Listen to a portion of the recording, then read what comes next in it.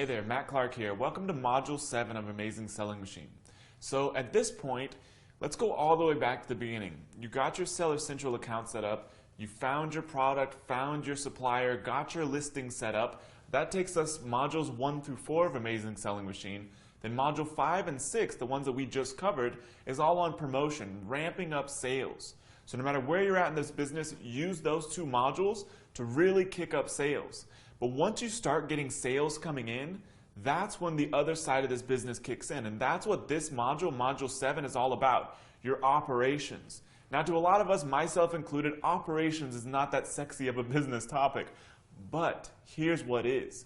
We found out after we started teaching thousands of people how to do this business that the people who were able to turn their operations, you handling customer service and whatnot, and specifically customer service, into 5-star reviews, those are the people that started doing extremely well with this program.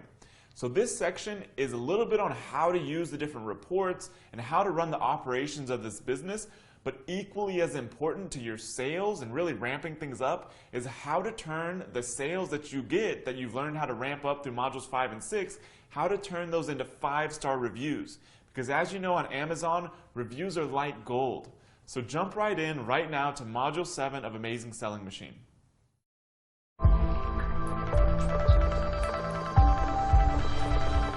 So this video is about how to get ranked for any keyword you want on Amazon.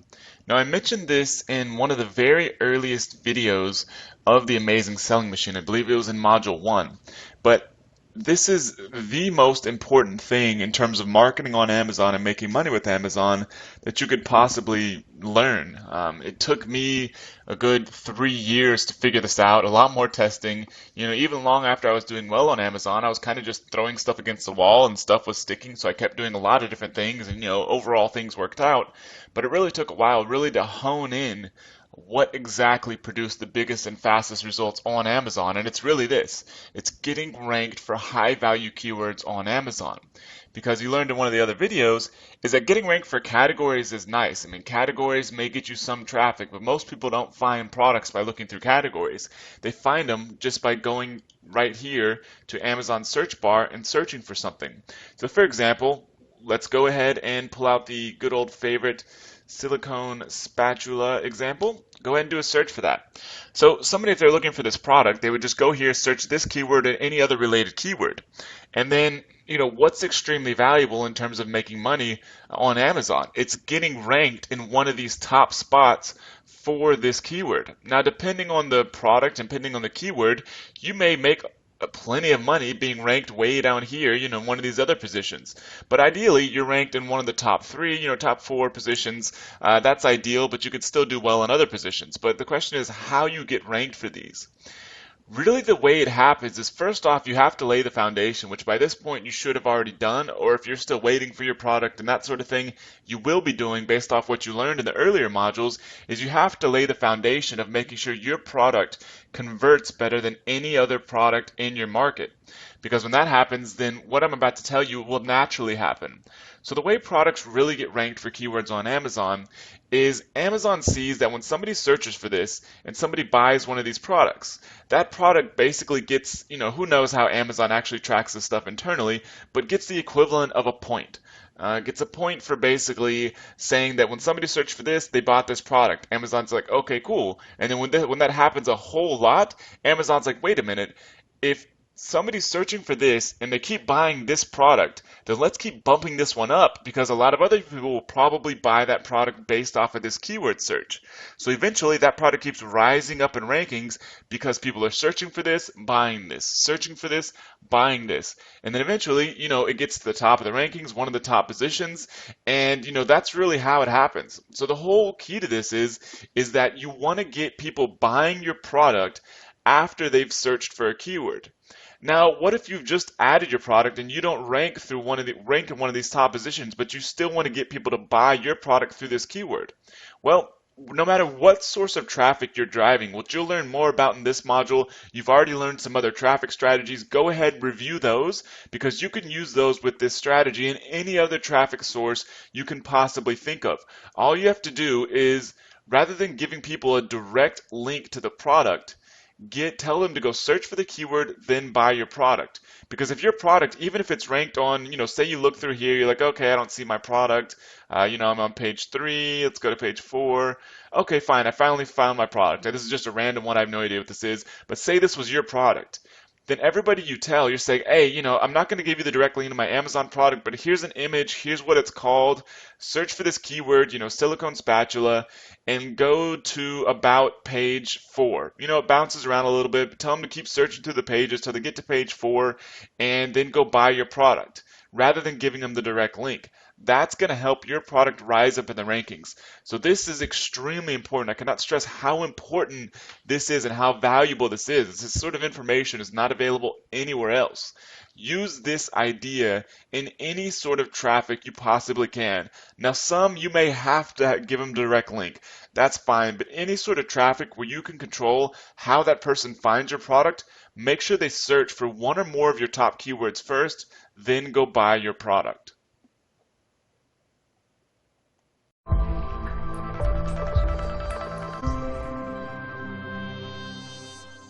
This lesson is about using a super URL to make it easier for purchasing through a search. As Matt covered in the previous video, it is beneficial to have people buy your product after searching for your product using your keywords. However, this can be difficult sometimes, especially when your product is new. This might be because to start with, your product is ranking quite low and is difficult for people to find. But what the super URL does is give you a URL you can use that incorporates the search terms in it. Now, there are many versions of the super URL, some of which are incredibly complex. However, having tested this thoroughly, we discovered there really is little difference between them, so the easiest one is the best one in our view. Now, we also discovered through testing that this method is most powerful at the beginning of your product's life. Once your product becomes established, the power of the keyword search does drop, and especially at the top of the rankings where other factors like sales and conversion rates have a lot more weight. Despite that, it is still an excellent method to start with, and especially when you are getting friends and family to buy your product, or even on coupon sites and when using paid traffic. So I'm going to show you how easy it is to create your super URL, and in fact, Amazon do all the work for you, as the simple version of the super URL is actually a naturally occurring Amazon URL, unlike the other versions. Okay, so here we are on Amazon, and what I'm going to do is use the old favorite silicone spatulas as an example. So if your product was a silicone spatula, or that was the main keyword for it, you just put in a silicone spatula into the search bar. Now when you do this, it's obviously going to give you all these options, but you just want to stick to the keyword you're using and then click go. Don't go through categories. Okay, you can see it's brought up the search. Now, when you first start, you're obviously not going to be on the first page. You're probably going to be maybe even 7 or 8 pages down or even more. So what I'm going to do is I'm actually going to scroll down and go through a couple of pages just to show you how exactly you do it. So basically you would scroll down looking for your product. It's not on the first page, so you click on next page. Scroll down again. If it's still not there, you click on next page, and you keep going until you find it. Now, for the sake of this video, we're actually going to say that this product, the Audi silicone spatula set, is actually our product and the one we want to get the super URL for. So all we need to do once we find our product is click on the title. And then, depending on your browser, if you click in the browser window at the top, right click, copy it, that is it. That is actually your super URL. Just going to paste it in here so you can see it a little clearer. As you can see, it's a very long URL, but don't worry about that. It still works. And as you can see, it's got our main title at the beginning, and then the rest of it is actually where the magic comes in for being the search. Now, because this is a naturally occurring Amazon URL, from what we can see when we test, actually using this has the same effect of actually going through and manually searching for the product. So all you need to do is give this URL to your friends and family to get them to buy the product if you want to get reviews from them. You can also use it for links on coupon sites. You can use it in an AdWords campaign or a Facebook campaign. And as I said previously, it's very powerful early on in your product's life. And you don't just have to stick at one keyword, you can use more than one. For instance, if we go back to Amazon, we might use another keyword that we want to rank for, like silicone spatula set. You search for it, you do it exactly the same as we did before. You scroll down, And we're actually on the first page this time. Shame it's not our product. Then you click on the title and there's your URL. And you'll notice if you go to the end that it's actually got a different keyword, silicon spatula set. So you could use this one as well. You don't just have to use one URL. You could do another AdWords campaign with a different URL. You could use the different URL on another coupon site. You could get different friends and family to use this link. And as I say, this is very, very powerful to get started with. We highly recommend you use it. So when you're ready to go and get your friends and family to buy your product, give them this URL and it will help you rank much faster. But that's it for this video. Take care.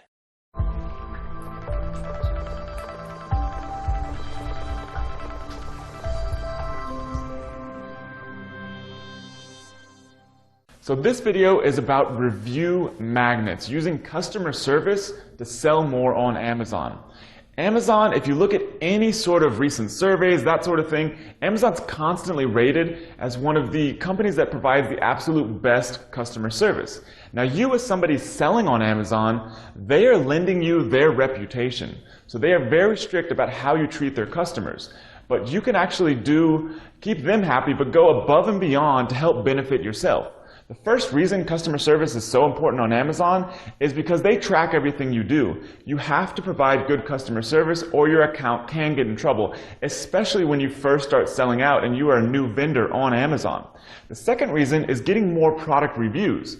Because if you treat customers well, provide them useful information, answer their questions, and really take care of them, a lot of those interactions can lead to more product reviews for all of your products on Amazon. The third reason is getting repeat customers. Believe it or not, even though you're selling on Amazon, if you treat people well, treat the people that buy from you well on Amazon, those same customers will come back time and time again to buy more products from you as a seller or you as a product brand. They'll want to buy more products from this brand because they had such a good experience the first time.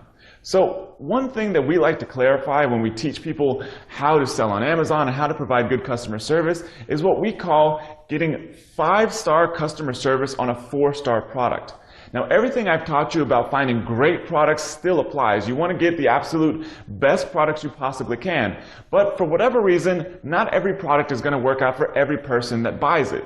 But you can save a lot of hassle if you treat people extremely well. I mean, maybe they just have a question about the product. Otherwise, they may have a great customer experience, but maybe they just have a question about the product. By you answering those questions, really helping them out, a lot of that can turn to what could have been a negative situation, which avoiding negative reviews on Amazon is almost as good as getting positive reviews. So avoiding those negative situations could actually turn into positive reviews for your product and help catapult you above your competition. Now we provide a tool you'll notice below for following up with your Amazon customers in a systematic way. Now this tool is extremely powerful. I wish I would have had this when I first started out selling on Amazon, because this is going to be your pretty much most powerful automatic tool for generating customer reviews and positive customer experiences for a long, long time.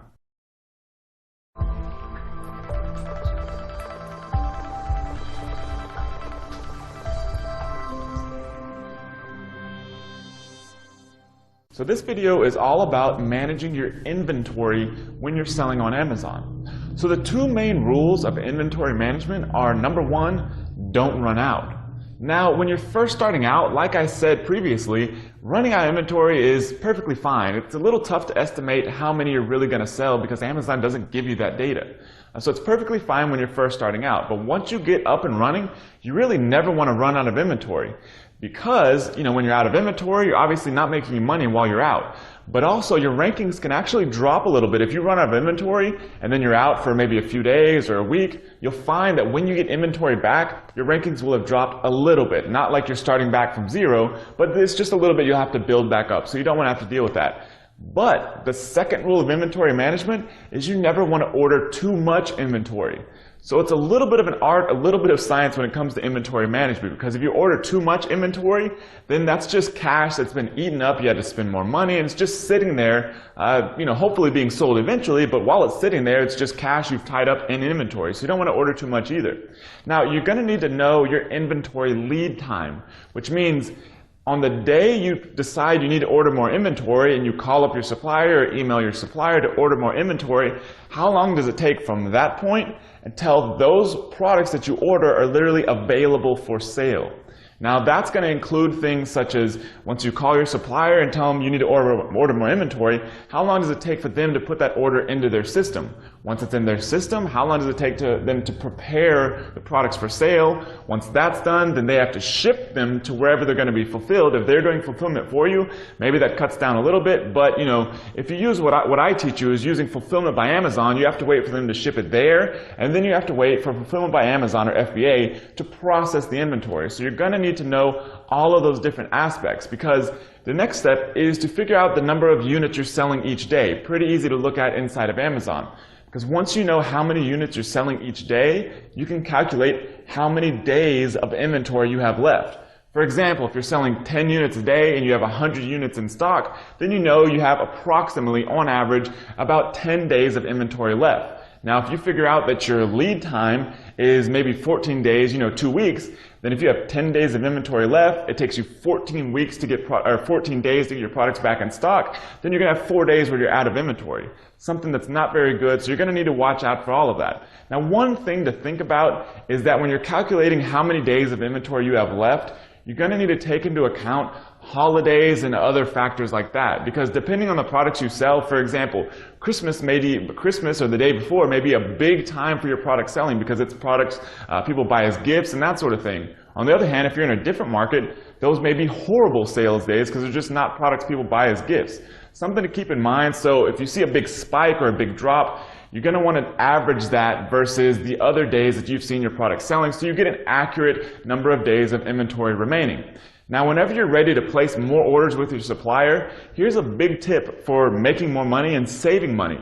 First off, you're going to want to know the quantity discounts you can get. For example, if you may order just a few more units, you may drop in a price tier with your supplier and save money on the entire order. That's one thing to keep into account, and that may also help you know how much inventory you want to order, because if you order a little bit more, yeah, you may have a little more inventory in stock, but you save a lot of money and make more money per unit sold. Second thing to think about is about every 2 to 3 times you reorder, I recommend asking your supplier for a discount. If you can save as little as 10 cents a unit, that sort of thing adds up over time and really just makes you more money for free just because you're the only person who actually asked the supplier for a discount.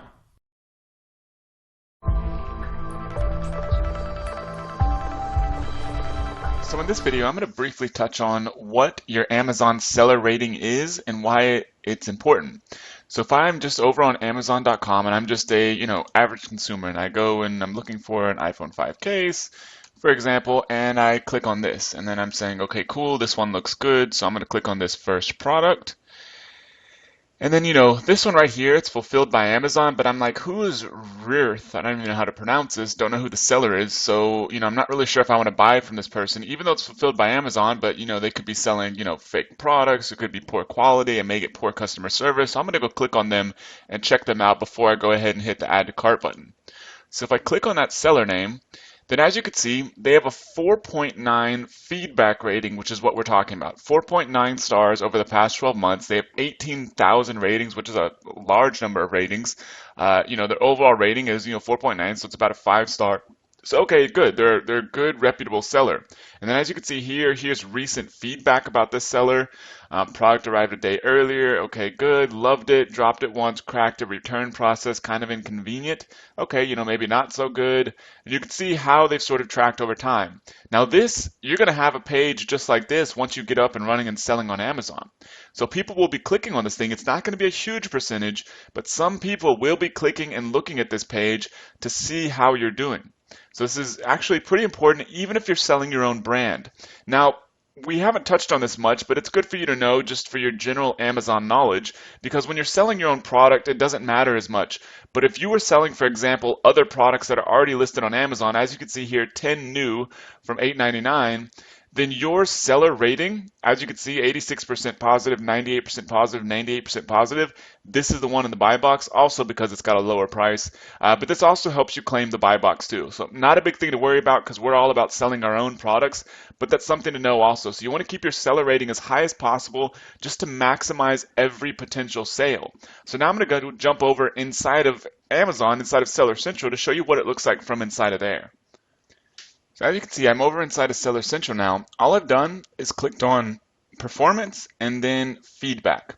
So if you click performance and feedback, you'll be able to see your overall seller rating. As you can see inside of this account, it's a relatively new account, but it's 4.8 stars over the past 12 months, 1,772 ratings. As you can see, there's been a few issues. I mean, there are a few people that have written negative seller feedbacks. It was mainly due to an issue that occurred here with a shipping company that messed up a batch of orders, caused a lot of problems, but things keep moving along. So the thing is you want to try to maintain as high as possible of seller feedback rating, and you'll see in the section below this called View Your Current Feedback, you'll be able to see the feedback ratings that people are leaving that contribute to your overall feedback rating. You really want them to be all five-star ratings. And I'm going to show you in the next video how you can get almost all negative ratings removed, which I didn't know. Somebody actually taught me myself. But yeah, it's an awesome trick and it's completely legitimate, and it's just due to an error in Amazon's system that allows those ratings to get in there in the first place, but I'll show you exactly how to remove them.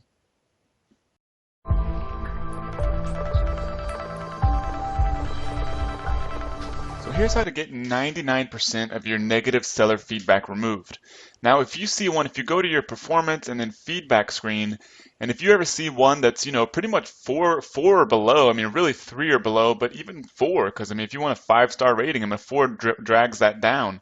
So really anything below a 5, most of them are going to be, some related to your seller account, which is fine. So if, it's hopefully something good related to people receiving their orders on time, but pretty much if it's ever negative, or especially if it's a feedback about the product and not about the seller, that's not supposed to be a seller feedback, and Amazon will remove those.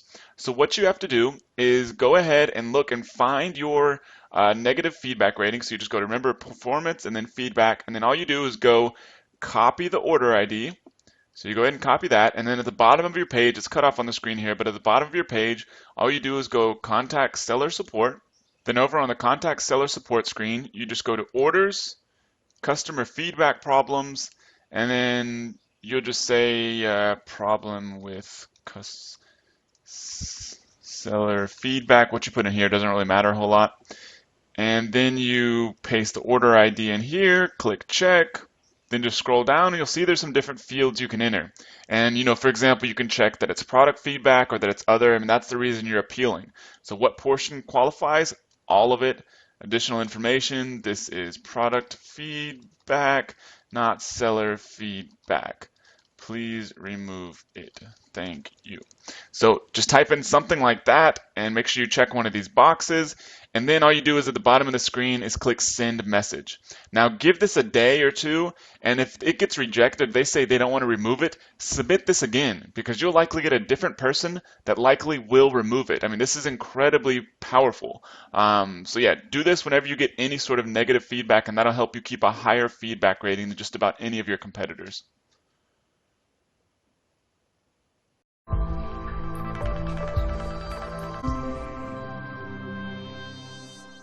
Converting seller ratings into reviews. In this video, I'm going to show you a powerful way of getting reviews by converting seller rating feedback into reviews. As you sell more and more products, you are going to get customers posting seller feedback that actually either contains a product review or at least elements of a product review.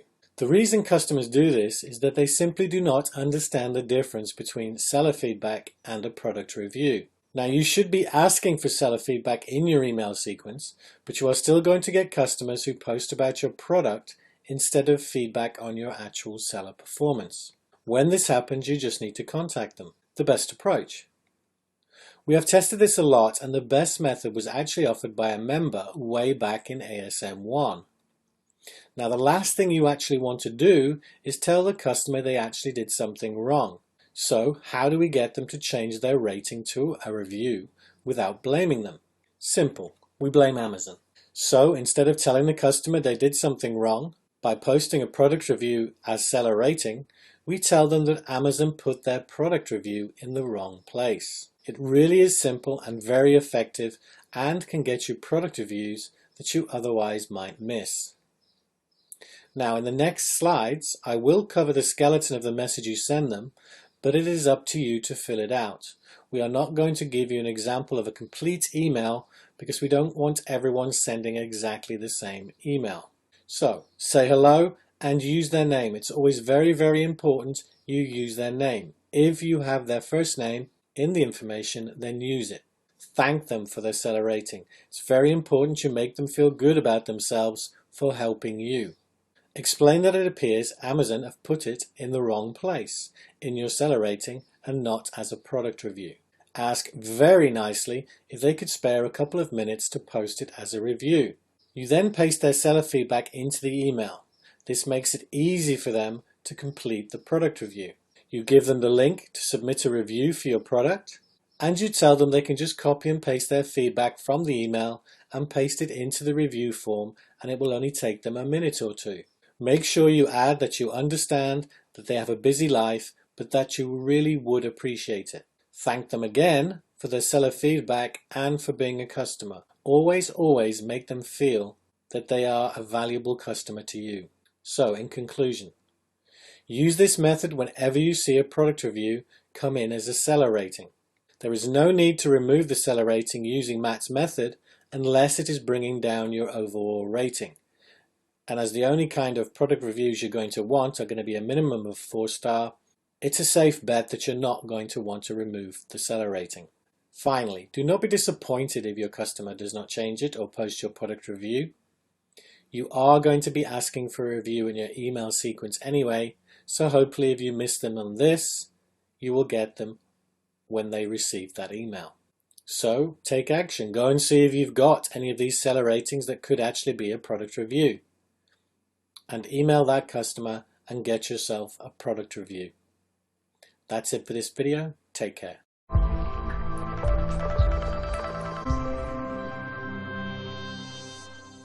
The ASM Daily Jobs Checklist. In this lesson, I'm going to give you a daily checklist to download and go through the tasks with you. You do not have to complete all the tasks, but they are things we recommend you try and do every day to grow your business. In Module 8, you'll be learning about outsourcing, but we do recommend you get used to doing these tasks yourself to start with. So download the checklist below this video, and then watch the rest of this video explaining each task briefly. You will notice that many of these tasks are inside Seller Central, and it is very important that you log in to Seller Central at the very least once per day. Myself, I log into it probably 7 or 8 times every day to check on what's going on. But some people might say I'm a bit obsessive. So you should have your checklist open now. The first one is pretty self-explanatory. Log in to Seller Central. As I've said, I do this multiple times every day, and I recommend that you do it at least 3 or 4 times a day yourself. Next, check for new seller feedback and respond where appropriate.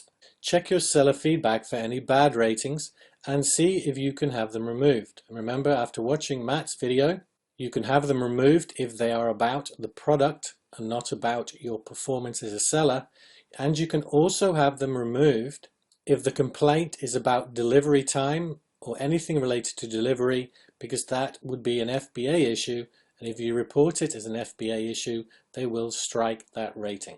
Next, check your seller feedback for any product reviews that can be converted. Make sure you watch the video about converting seller feedback into product reviews. Next, check your inventory levels.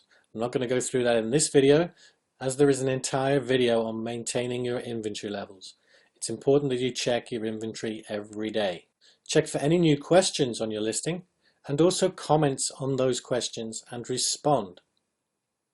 This is another great way of maintaining contact with your customers and showing other prospective customers that you care about your existing customers and your product. Also, check for refunds and contact any customer that gives you a refund. Don't just think, oh, they've refunded, they're gone, they're no use to me anymore. It's not true. Contact them, be nice, and try and find out why they refunded. In many instances, you can actually turn this round into getting another sale and even a 5-star review. We've seen that happen on many occasions with other ASM members. Next, check for any new reviews and respond to them as well. Again, this is about showing prospective customers that you care about your existing customers and your product. Check and reply to any new customer messages within the Amazon messaging system. Responding to these messages in a timely fashion is one of the criteria that Amazon rates your account on. So always try and reply to them as soon as you possibly can. Now, these remaining jobs I'm going to be talking about are completed outside of Seller Central.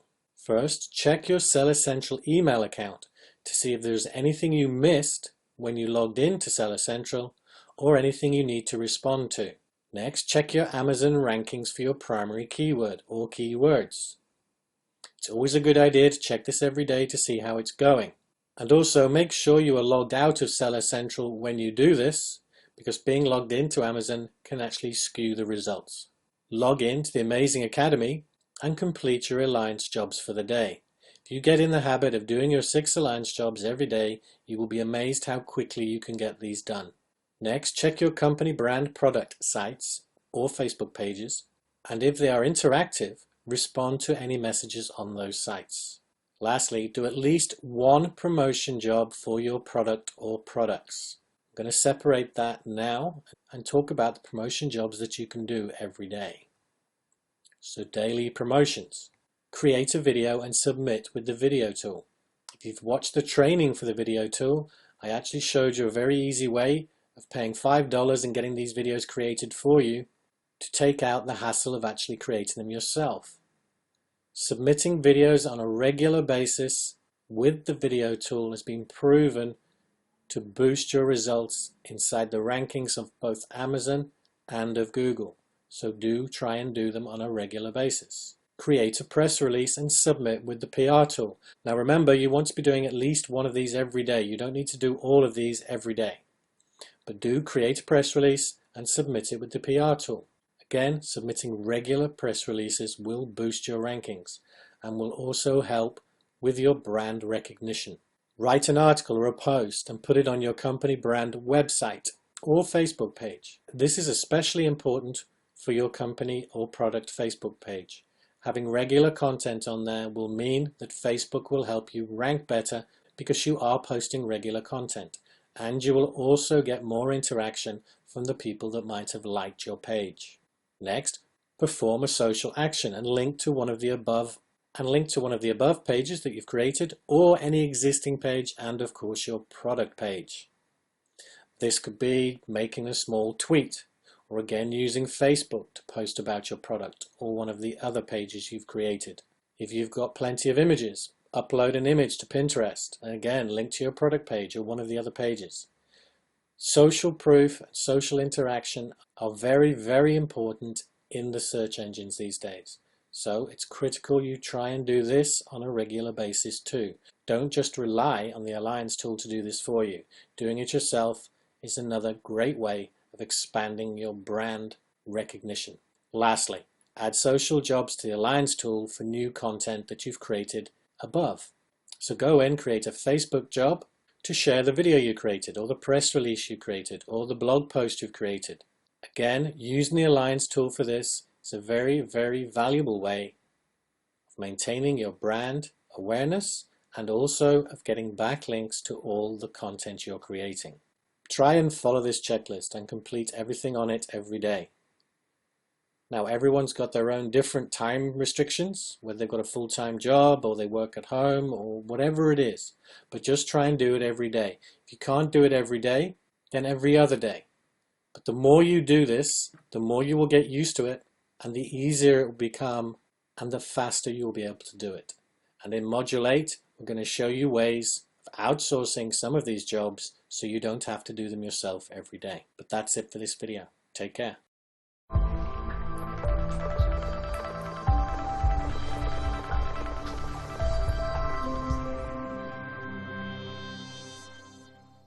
So now that you have one product on Amazon, you've added the product, you've optimized everything on the detail page, you've done some really cool strategies to promote that product, Now you've really learned exactly how to launch and promote a product on Amazon. We have some more stuff coming for you in the next module, but you really have a good foundation of how to launch an Amazon product.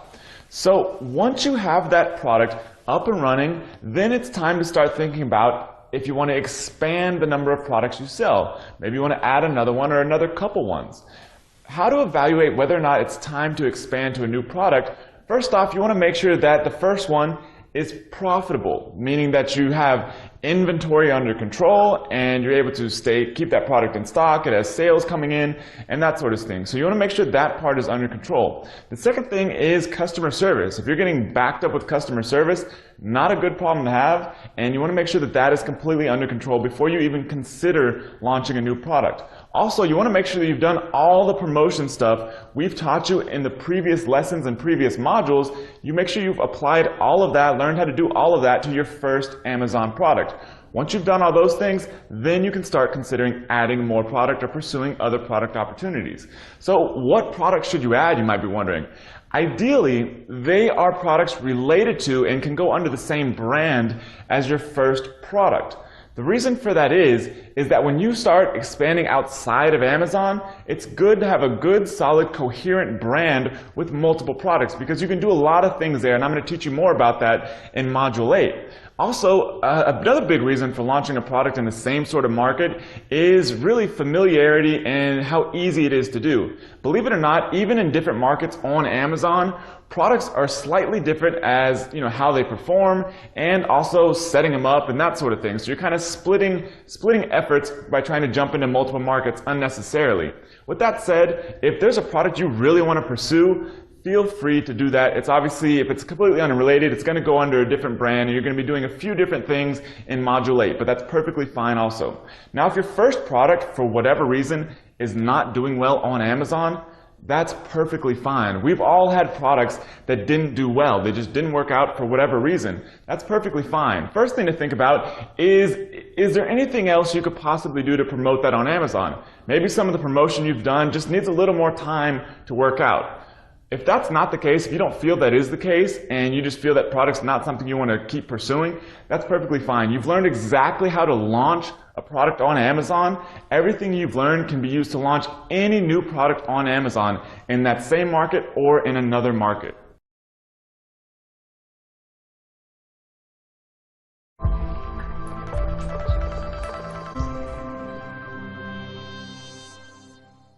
In this lesson, we're going to walk you through the incredibly valuable data that Amazon gives you on your business within their own reporting system.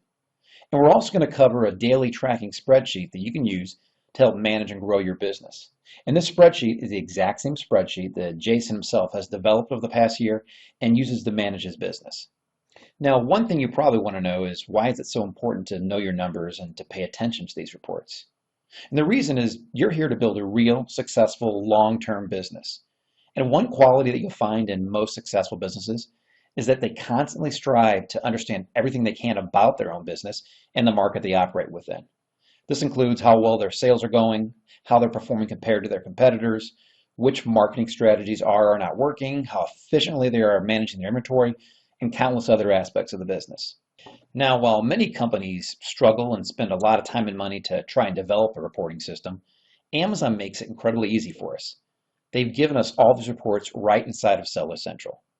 Unfortunately, most Amazon sellers either aren't familiar with them or just choose not to use them, which can be a big mistake and can lead them to make incorrect business decisions or not make decisions at all. But knowing your numbers is critical to growing your business, and it'll give you the information that you need to turn your business into a $1 million a year machine. This lesson will cover some of the more important reports that you have available to you, and will help explain which ones are the most valuable, what information you can get from them, when you might want to use them, and what decisions you can make using each one. Now, the first set of reports that we'll go over are the business reports, and you access those from Seller Central by clicking on Reports and then Business Reports.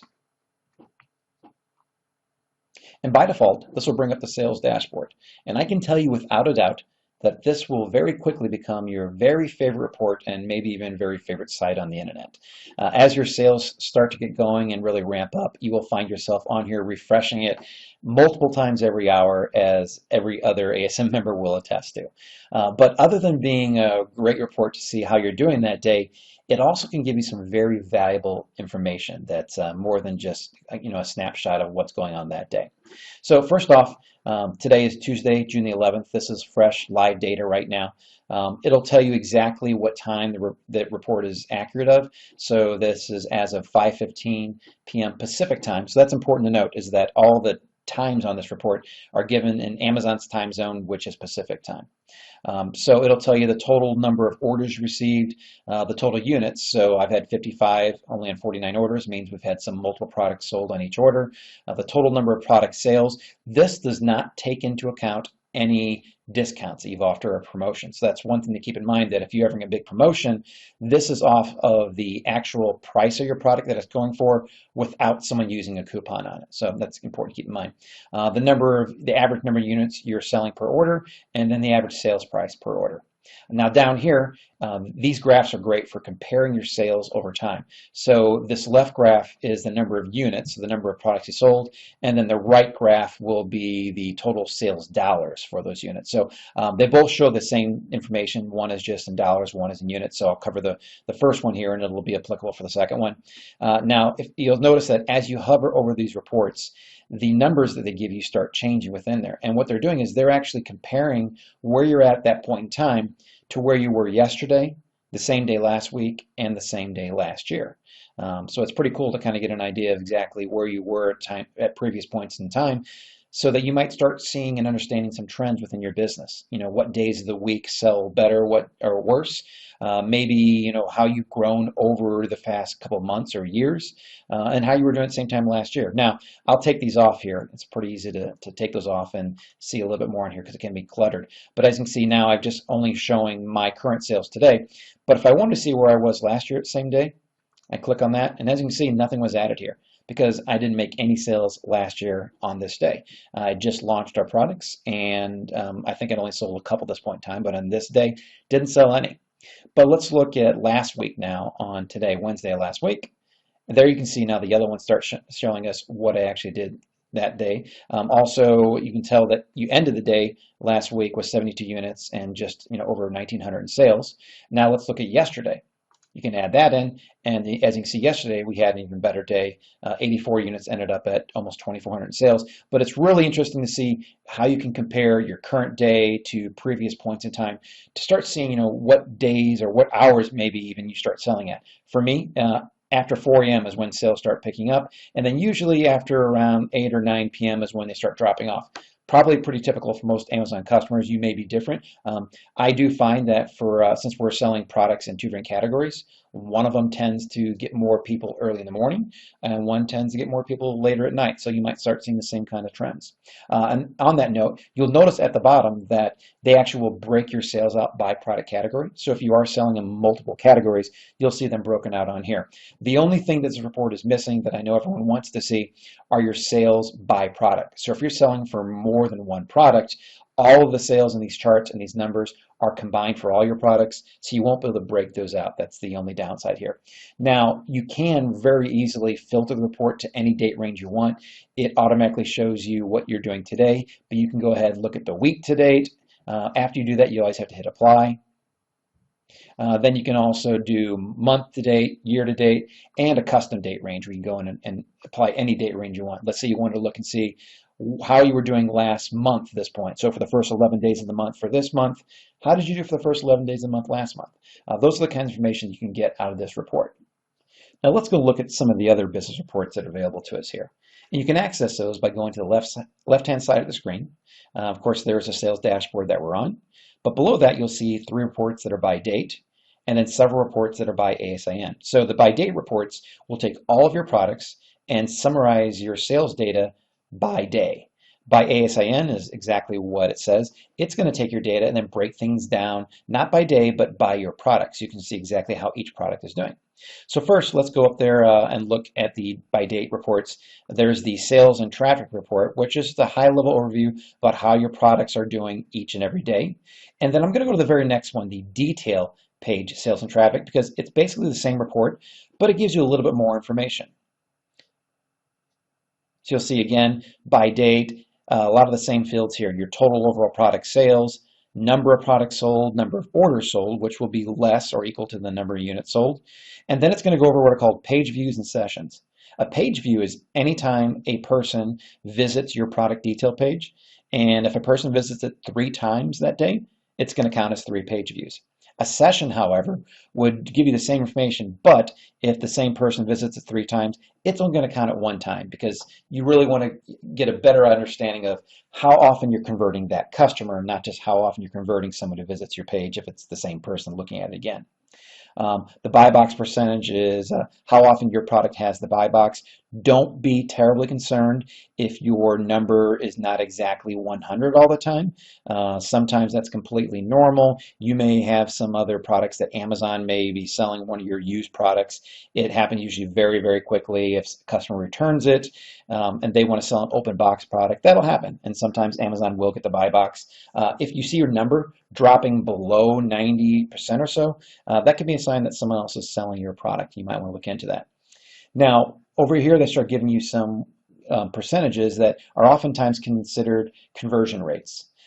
So that's how often someone visits your product and ends up buying it, which is a really, really important number.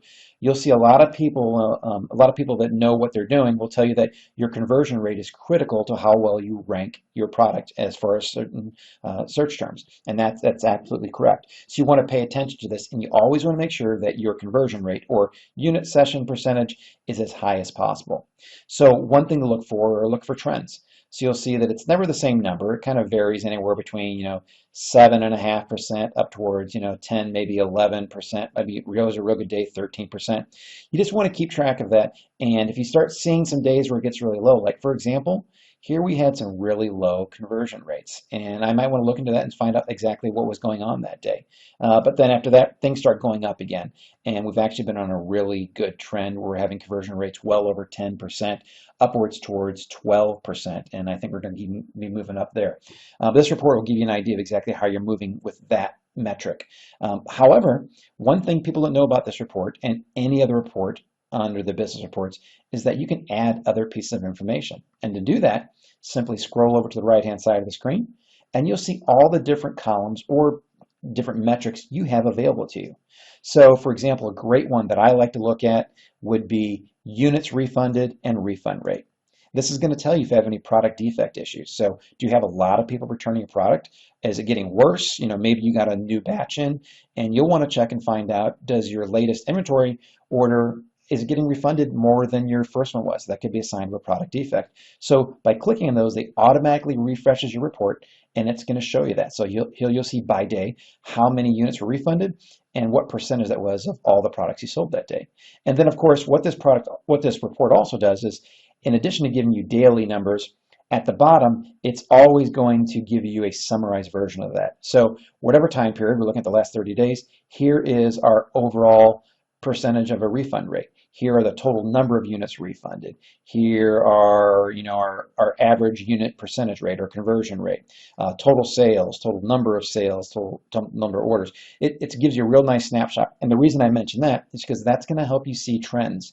So if you know over the past 30 days, your unit session percentage is 9.71%, then it's nice to look at your last couple of days and see how you're doing. There I'm 12%, 10.3%, 9%, 10%, 11%. I'm definitely on an upward trend, which is a good thing. If you see the opposite, it means that you're not converting as well, and you want to look in to see exactly what those reasons are.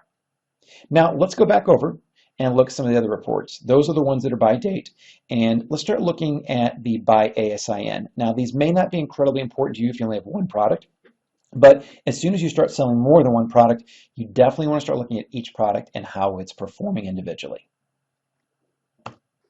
Now, the next reports over here are the by ASIN reports, and that really is by product. And the main one that you'll end up using most likely is the detail page sales and traffic. The other two below it, one is for the parent item, one is for child.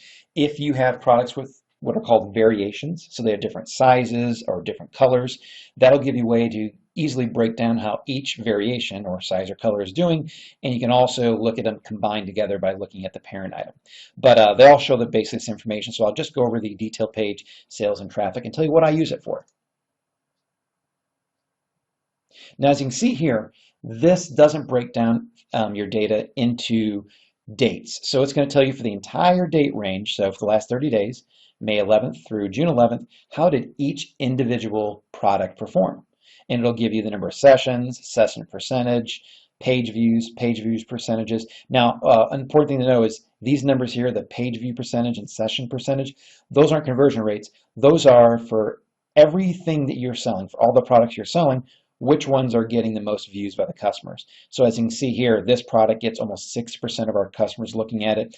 This one gets over 30%. So for these two products, that's where 90% of our sales and customers are coming from. And then if you added these all up, they go down to 100%. Now, what I tend to use this report for is looking at the unit session percentage, which is basically the conversion rate. That's going to tell you per product how you're doing as far as, how well you're converting your customers. Over this time period, this product here is selling just, converting just over 10%. This one is converting just about 8.5%. That's over the past 30 days. So if you want to see how you're trending or how you're doing for the past, let's say 4 days, you just need to change the date range. So instead of May 11th, let's start this and look at it Sunday, June the 8th. And you'll notice that 10.18 went up to almost 10.5. And that one that was about 8.5 went up to 10.3%. That tells me, especially here, I've made some great strides in that product. We're converting it almost, 1.75, maybe 2% higher than what we were before. And that is pure money. Exact same money you're spending on advertising or traffic, whatever it is, you're just getting almost 2% more sales. So this report here is a great report to use when you want to figure out how you're doing as far as converting your customers when they get to your product page. Now, I've covered the couple of reports that I use and think are the most valuable, but of course there are other reports here. Feel free to check them out and see exactly what you can get out of them. Sometimes these reports just tell you information in a slightly different format, and you may prefer that format, so by all means check them out. Also, if you want to learn more about the different terms that Amazon uses, such as sessions, session percentage, page views, etc., click on the Learn More link at the top, and that'll pull up a sheet that not only tells you about the business reports in general, but goes over all those different terms so you know exactly what they mean. But now let's head on over and start looking at the inventory reports by clicking on Reports and then Fulfillment. Now, the Amazon Fulfillment Reports will list out a whole bunch of different reports on the left-hand side, all broken down by section. Inventory reports, there are sales reports, and these are more sales transaction reports. So if you're looking to download a listing of every order made over a certain period of time, or download a listing of every shipment made over a certain period of time, that's where you go to get these reports. They're not the same type of sales reports we just looked at under the business reports. Then there are payment reports, customer concessions, and then removal reports.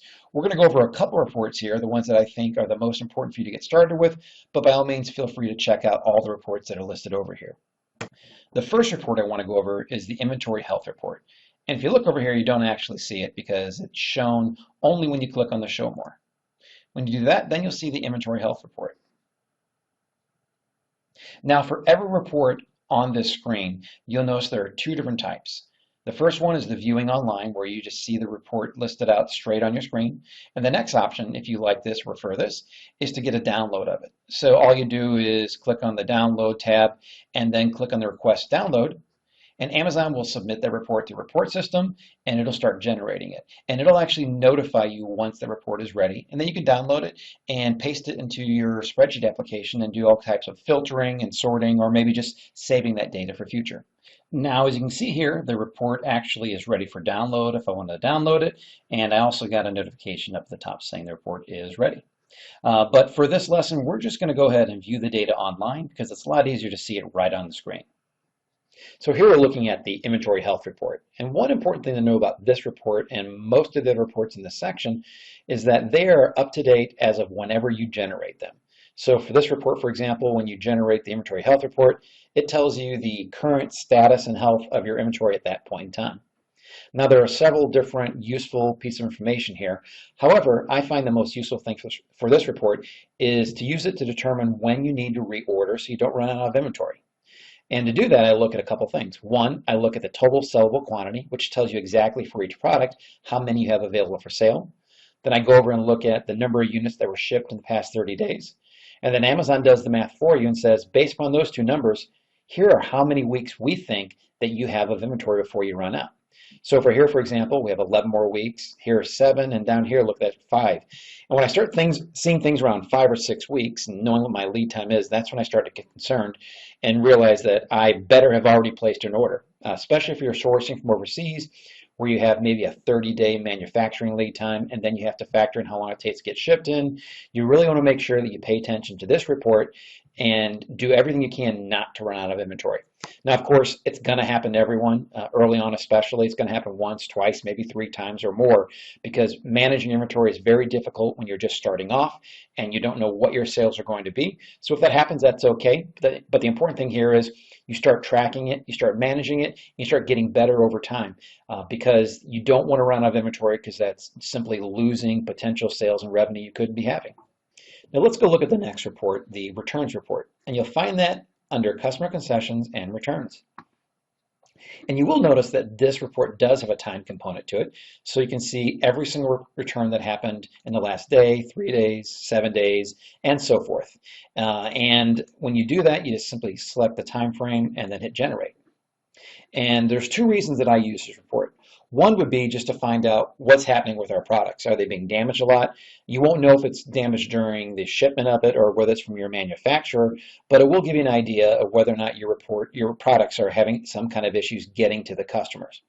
The other reason is I want to find out actually what's going on with the customers and what kind of issues they're having, so that I can potentially cut off any bad reviews or feedback about the company and maybe even turn them into positive ones too.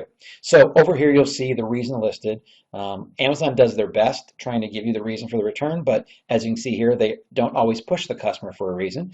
So the first one, which I love and you'll see pretty often, is the unknown reason. Don't be frustrated with that. Amazon does not push their customers to give them any reasons, because they want to make sure that customers are feeling as comfortable as possible buying from Amazon. And that's a good thing for all of us, because if a customer is confident and comfortable buying from Amazon, that means they're comfortable buying from us, and they don't have to worry ever about being hassled about not being able to return something. So in the end, this does work out better for us. But they will try to give you some other reasons. You'll see this one, product performance not up to expectations. Another one you'll see is defective, when a product didn't work at all when they got it. So that does give you a good idea of exactly what's going on with the products by the time they get to the customers. Now, like I mentioned here, if you find some customers on here, so this is a great way to take this report and turn it into a positive. Look at what's happening to your customers, and then you can actually click on each order here, get that customer's name and contact information, and then reach out to them and try to make it right for them. A lot of these people here are unhappy with your product or your service or the shipment, or whatever reason it is, they're unhappy, and that's why they returned your product. But if you reach out to them and make personal contact with them, I guarantee you most of those people have never had that happen before, and you will turn them into a very happy person and potentially another happy customer. Happened to us today. We actually had a product that was returned and had a 1-star review on it, but by contacting the customer and offering to do whatever it took to take care of it, which was simply sending them a replacement at our cost, it turned them into a great customer, very happy, and we got a 5-star review out of it. So this report here is a good way to do that, to find people that are unhappy, you can reach out to, and give them the kind of customer service that they absolutely do not receive with other companies, and really set yourself apart from those companies. The next set of reports that we'll look at are the advertising reports. And you access those under Reports and then Advertising Reports. And the first report it pulls up to, out of the 5 that are available, is just a simple performance over time report. And this is just going to tell you for every day and all your campaigns that are actively running, how many clicks you received, what the average cost per click was, and then what your total spend was. Now, one way this is a good report to look at, you can see exactly how your average cost per click is trending. Is it staying around the same, or is it going up? So for me, for example, looks like I have went up the past couple of days. That may be normal, it's not too high, but I can at least keep an eye on that and see if my average cost per clicks are going up and try to determine what the reason is. You can also look and see if your clicks are going down. Are you getting the same amount of traffic or less? Both those things tell you some information about whether or not there are other competitors out there bidding for the same keywords, maybe increasing their bids to get more traffic that you're not getting, or maybe it's just a factor of the fact that there wasn't as much traffic on Amazon that particular day. Now you can also adjust the date range for these reports by selecting the appropriate begin and start dates, and also whether you want to see the information by day, months, and years. Now, the next report is called the Performance by SKU report, and I'm going to mention something about all four of the next reports. Each one of these does not run by itself. You have to tell Amazon that you want them to run these reports. They are not set up by default to run every day, and the way to do that is under each one of these reports, you'll see a schedule report section. Click on the edit button, and then tell Amazon when you want them to run this report for you, every day, every week, or every month, and click submit. Once you do that, every day Amazon's going to go in, or whatever time frame you selected, and they'll run that report for you. And whether or not you want to see that report, you're ready to look at it now, it doesn't matter. It just makes sense to get these all set up, have Amazon run them so that you don't forget about it, and when you actually are running Amazon ads, you start accumulating this data so that you can go back and look and see how things are doing. So this particular report, I do have these all set up to run. It'll just go in there and run, and then you come in at any time you want, download any one of these reports by day, take a look at the information. For this one, it's going to tell you by SKU, so by your product, how well it's doing, how many clicks it received, what the average cost per click was, what the total spend was. So the other one we looked at was more everything combined. This one will be broken down by your product. Now, the next three reports we'll go over, I won't go in as much detail because these are fairly new. They're very, very powerful. They really help you tweak your Amazon ad campaigns. And Amazon's did a good job of explaining exactly how to use a report and when to use a report. So, for example, on the bid by keyword report, this report is going to tell you what your bid was for each keyword and then what the average winning bid was for that same keyword. And that's an incredibly powerful tool because that way you'll know if you're bidding too much or too little for your bids. And so let's say you're not getting the traffic that you want on your Amazon ads, and you want to know why. You can go in here and see exactly what are the winning people bidding. You may realize that you can up your bid by a nickel and start outbidding other people, and it's going to be a great story. Or you may realize that some people are bidding $2, $5, $10 just for a click, and it's not worth it because you know they're losing money. So this report here, it really gives you a good idea exactly what it is other people are winning are spending on their ads, and you can make a good informed decision whether or not you want to increase your bids or maybe lower them and adjust your whole ad strategy. The other reports are pretty similar. The other ASN report, this report is really useful too because it tells you every time someone clicked on your ad, what did they actually end up purchasing? So how powerful is that to know that if someone clicked on your ad but ended up buying a competitor, well, there's something about that competitor's product that you want to take a look at and you might want to incorporate with your product. So that's another really good report. And then the last one is the campaign performance report. This one is pretty basic. It's just going to tell you, allow you to look at the history of your campaigns for the past 60 days to see how they're doing. And Amazon actually explains over here some more information on what you might get out of that report. Now, that in no way covers all the reports that Amazon has available for you. I highly suggest that when you do have some time, you go out and at least take a cursory look at each one of these just to see what's out there. You may find some that are beneficial for you. Some of this is a personal preference thing, and some people like to see information presented in a different way. So I would just check them out when you have a chance. We did, however, go over those that we felt were the most important, especially getting started with, and those that provide some core information that you'll want to keep track of and start using to monitor and manage your business in order to take it to the next level as quickly as possible. Now, this video did go way too long. It's not easy to go over these reports in detail. So in the next video, we're actually going to cover Jason's spreadsheet that he uses to manage his own business and that he actually populates each and every day with information that he's received from the reports that we just went over. That way he has an easily readable format, kind of a snapshot of how his business is running at any point in time.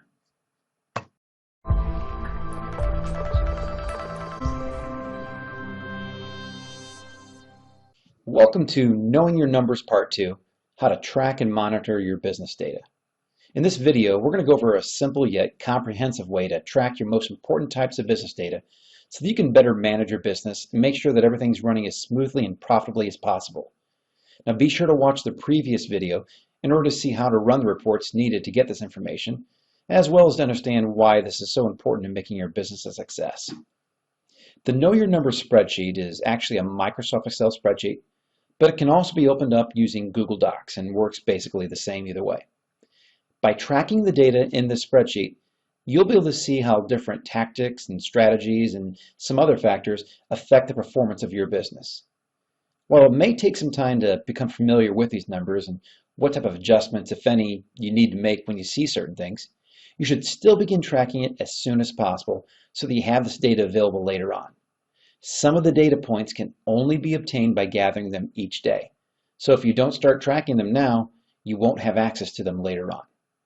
The report is actually separated into 3 separate tabs, one for sales, one for inventory, and one that's going to summarize that data into a weekly report. For the sales tab, it's going to help you keep track of your sales by day for each of your products. And it's currently set up just to handle 2 products, but it can just as easily be used for 1 product or even more than 2 products by simply inserting some more columns. Now you get all the information for this report here from the detail page and sales traffic by ASN report, and that's under the business reports in Seller Central. And the pieces of information you want to get off that report are units ordered, gross product sales, sessions, buy box percentage, and unit session percentage. Now, if you want to gather other pieces of information, or maybe you don't want to gather all these, that's okay. These are just the ones that we found are the most important to begin to track.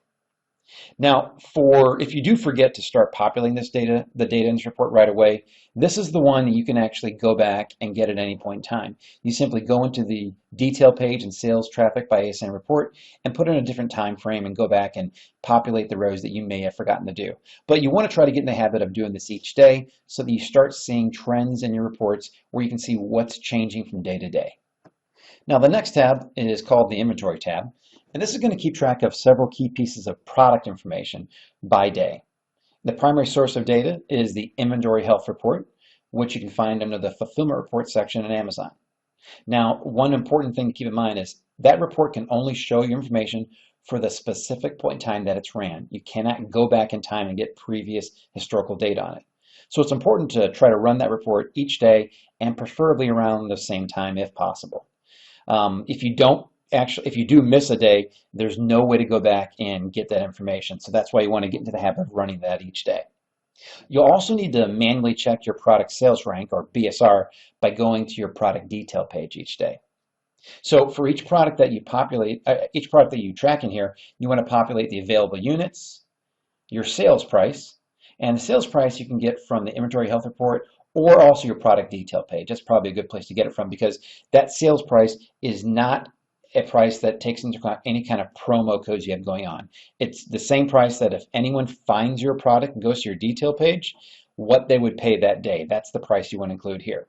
And then finally, you also want to include your sales rank, which, as I mentioned earlier, you can get by going to your product detail page and scrolling down and looking for that BSR. Now, the last tab is the weekly report. And this actually summarizes together several different key pieces of data in order to get a weekly view or snapshot of how your products are performing. When the week's over, you'll have that snapshot here, and you're going to want to save this by either saving the entire spreadsheet and giving it a name that shows that it's just for that particular week. So for example, the Know Your Numbers spreadsheet for the week ending April 7th would be a name. That's one option. Or you can just keep one spreadsheet going and then take that tab that you put this weekly report on and make a copy of it and give it a name that shows that that particular tab is just for that week, and then you just keep adding tabs as time goes on. Now on this tab, there are 4 different reporting sections we'll go over. And for each one of those reporting sections, you'll get the data out of Amazon from the detail page and sales traffic by ASIN report. The reason we use that report is because, as you'll notice, each of these reports are broken out by product. So you need to have that report that actually breaks things out by ASIN. And you'll need to use the date ranges within that report in order to make sure you're getting the proper values for each one of these days. So for the first section, the sales in units and the sales in dollars section, I call it, you'll need to go in and pull in the number of units you sold for each product on that day, and also the gross product sales for that product on that day. And those both are right on that report. Now what will happen is that the spreadsheet will automatically create the graphs that you see below, which are great visual representations for how your products are doing over time. Now if we scroll down, go to the next section, and this section starts totaling things, or totaling information by week. So it's exactly the same information, units and also gross product sales, but you put in a date range in the detail page and sales traffic by ASIN report in order to come up with these numbers here. And then again, it'll create two graphs below, but it gives you more of a longer view, about a month-long view, how your products are doing week over week. Now let's scroll down and look at the next section. And this one, we're going to start looking at the number of sales and the number of sessions that your products have had. So you simply go in and enter by day for each product, number of units ordered, and how many sessions were recorded. The same things over here, but that's for the other product. And then those graphs will automatically be charted for you down below. Now it doesn't tell you what your conversion rate is yet, but when we scroll down to the final section, the one that tracks buy box and unit sessions, you'll have to go in and enter the buy box percentage here. And the reason you do that is because the buy box percentage can be an indicator of why your conversion rates might be higher or lower. If someone else has the buy box, chances are you're not going to get that sale and your conversion rate will be lower. So that's why we track that here. But then the unit session percentage, which is also known as conversion rate, that's automatically calculated for you by going back up here and simply taking the units ordered and dividing it by the sessions. And so this is going to be graphed out below again, and it's going to tell you some good trending data for how well your product is converting, and also tell you what other factors may be involved in it. And when you start seeing this information and tracking it over time, you'll have a much better indication of how your product should be converting and when you need to investigate to find out exactly what's going on and why it's not converting as well as it should be. Now, even though you may not be to the point where you think this data will be of value to you, you may not be selling a lot or any right now, you still want to do your best and start tracking it when you do start making sales. This could also be a great job to hand off to a VA or a virtual assistant, but only after you've done it yourself so you know exactly how to do it and what it all means. However, you should become very familiar with the data inside of this report, and you will get to know it and you'll become more familiar with it over time. Trust me, you will. Because later on, it'll be a key and vital component that'll help you optimize and really maximize your business profits.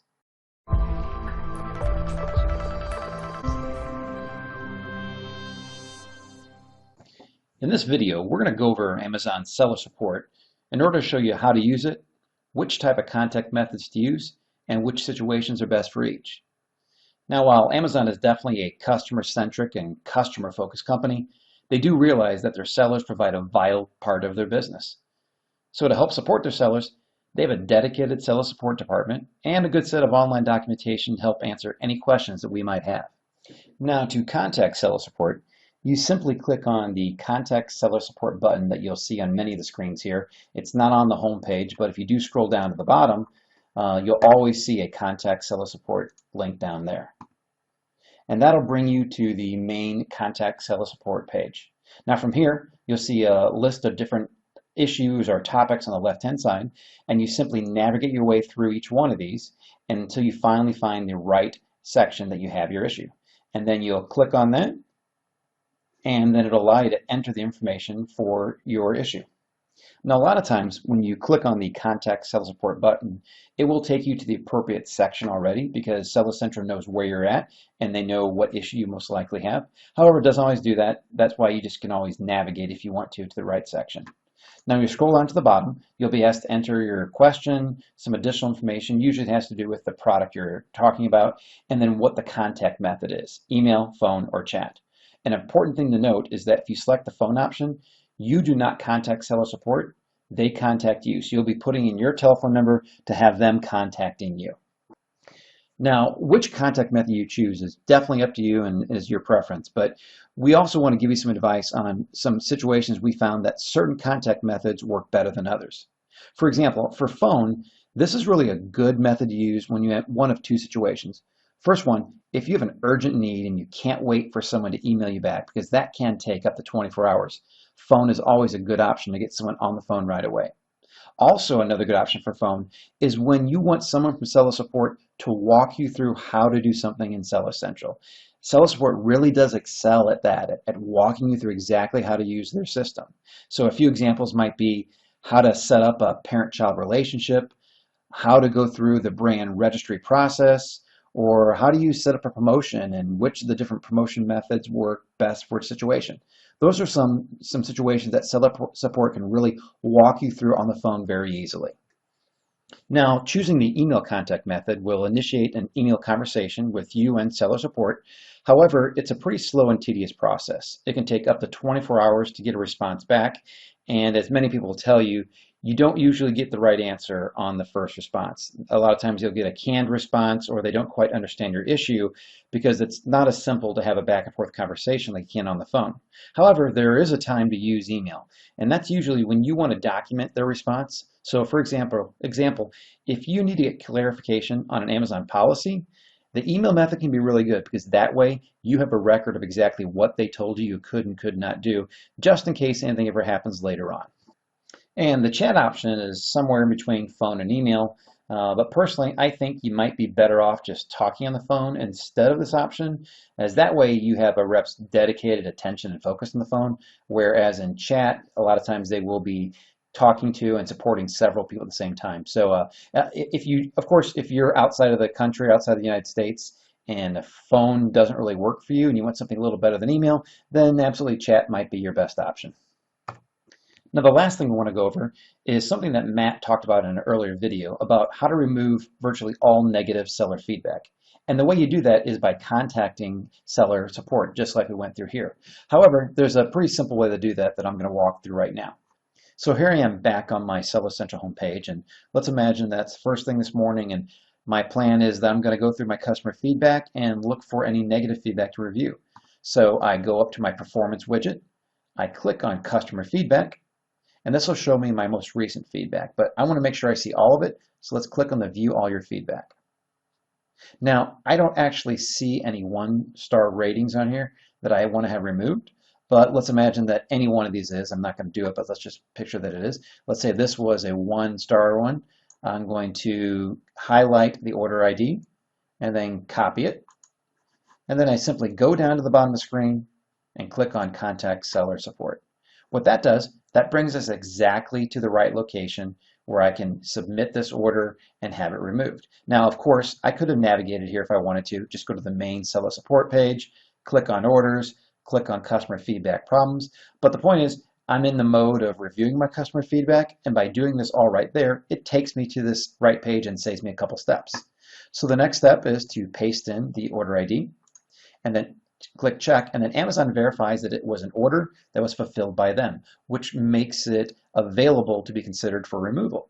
So if that was the case, if let's say that the order did not arrive on time, or something on here was incorrect, like Amazon did something wrong during the whole fulfillment process, I simply click on fulfillment by Amazon feedback, because the reason they gave me this review is because of an FBA issue.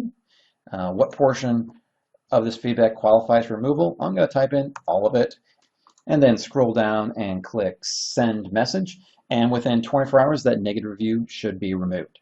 Hopefully now you understand a little more about this really good resource we have in seller support. You know how to use it, which type of contact method to use, and in which situations are best for each one.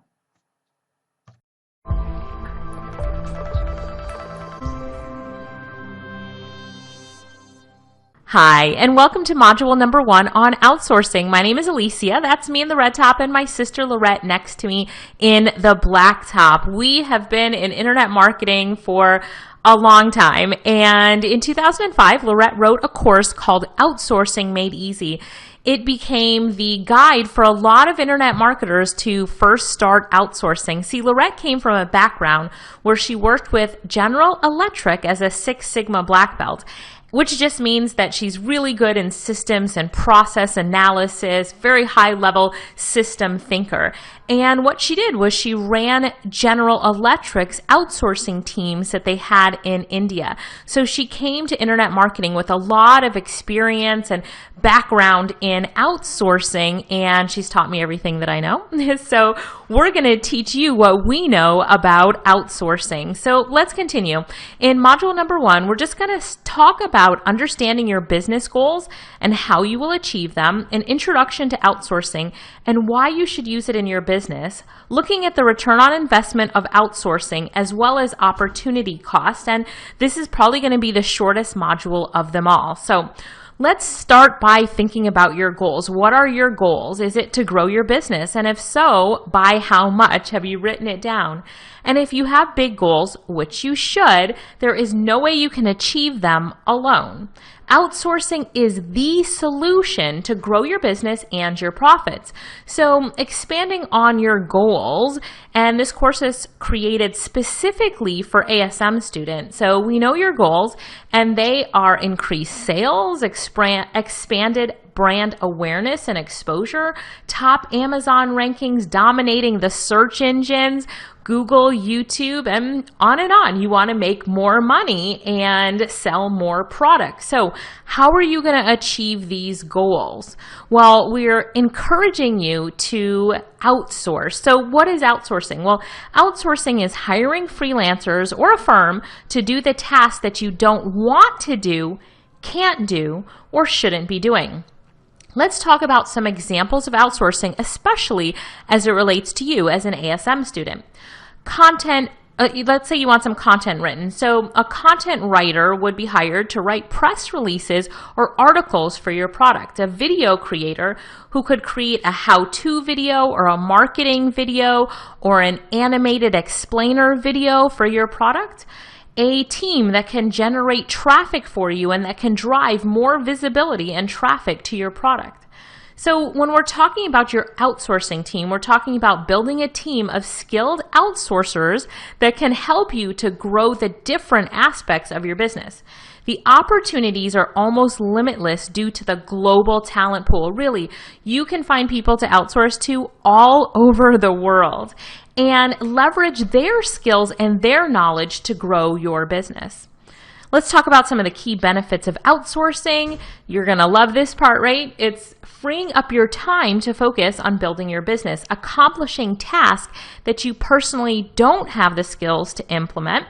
And it saves yourself time, frustration, and money having to learn a new skill set. So lots of big benefits of outsourcing, but everybody wants to save money from hiring a full-time employee, right? Sometimes it can be really costly, especially when you're first starting out in business, to hire that really skilled full-time employee that you would need in your business. So we went over to salary.com and we found this information. So to hire an in-house marketer to work in your business, their full-time salary would start at $85,606. Now, this is a marketer from Portland, Oregon. So just picking a state in the United States, Portland, Oregon.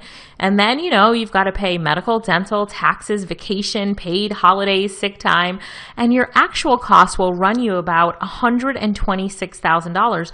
That's hiring someone to work with you in-house. So now you have to do a cost analysis and say, all right, do I hire someone in-house or do I find a freelancer or a firm who can accomplish the same tasks that I need to get done at a lower price and give me the same or a better return on my investment?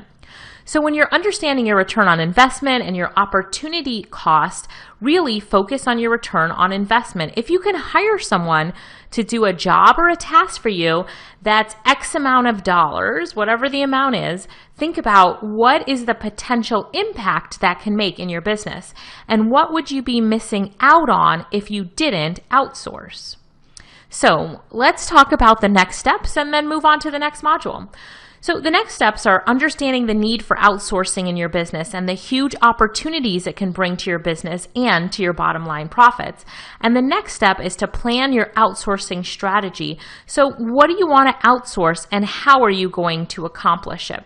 So now we're going to move on to the next module. And in the next module, we really start digging into who do you need on your team, the teams that you need to set up, where do you go to find these people, how much should you be paying? So now that we've covered the basics, move on to the next module.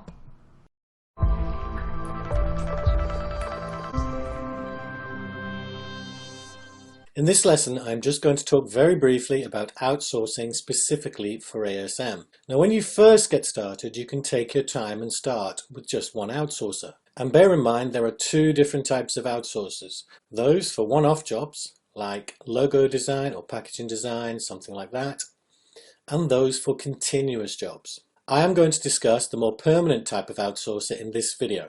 So when you are first getting started and only require one worker, then you do not need to hire a project manager straight away. Just hire someone to fulfill the jobs that you need doing.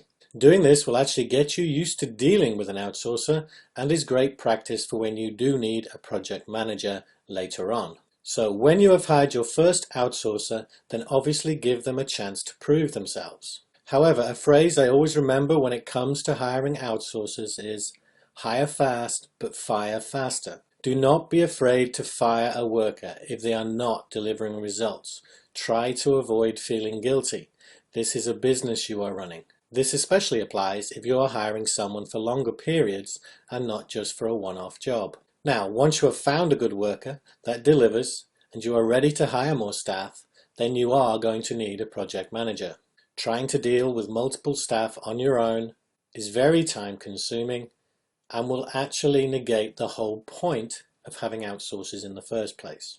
Now, if you think your first worker might be equipped to do that job, then you can always give them the chance if they are keen to try it. The advantage being you already have a relationship with them. If not, then just go ahead and hire a project manager. So, what to outsource for ASM?